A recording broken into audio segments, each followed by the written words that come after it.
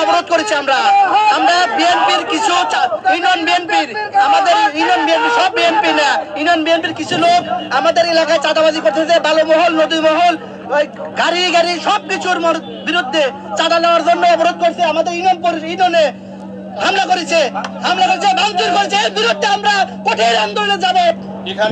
এছাড়া অবরোধ দূরে বিএনপি ইন দেখুন সায়ন তো বেড়ে যায় কি বিএনপি জায়গা বাকি নেই।